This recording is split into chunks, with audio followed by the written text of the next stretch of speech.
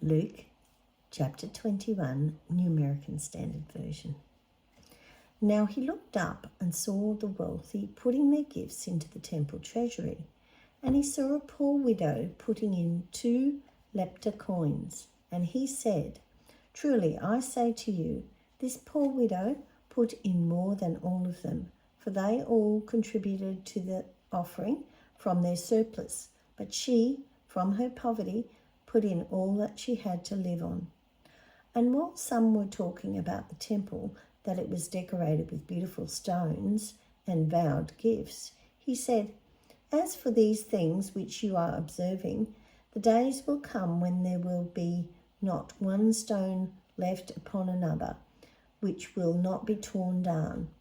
They asked him questions, saying, "Teacher, when therefore will these things happen?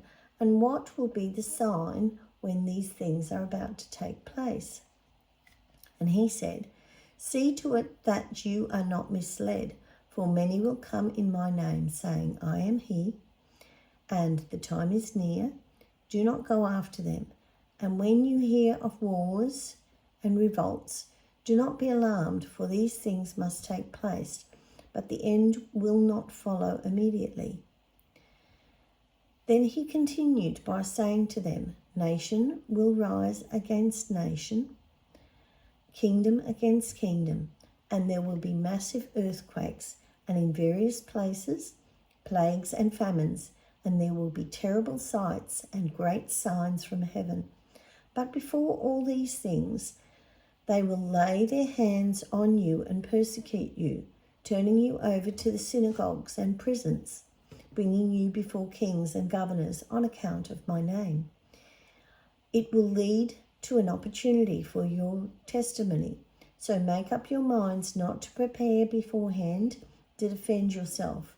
For I will provide you eloquence and wisdom, which none of your adversaries will be able to oppose or refute.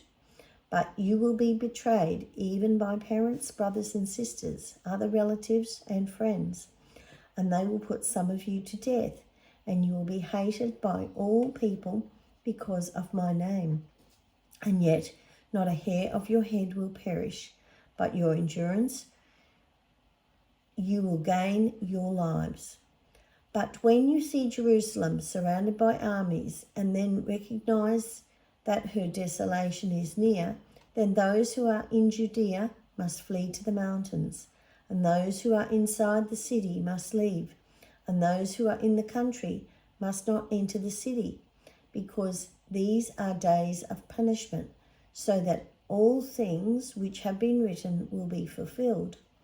Woe to those women who are pregnant and to those nursing babies in those days, for there will be great distress upon the land and wrath to this people, and they will fall by the edge of the sword and will be led captive into the nations, and Jerusalem will be trampled underfoot by the Gentiles until the times of the Gentiles are fulfilled. There will be signs in the sun and the moon and the stars, and on the earth distress among nations, in perplexity at the roaring of the seas and the waves, people fainting from fear and the expectation of things that are coming upon the world, for the powers of the heavens will be shaken. But then they will see the Son of Man coming in a cloud with power and great glory. And when these things begin to take place, straighten up and lift up your heads, because your redemption is drawing near." And he told them a parable. "Look at the fig tree and all the trees. As soon as they put forth leaves, you see for yourselves and know that summer is near.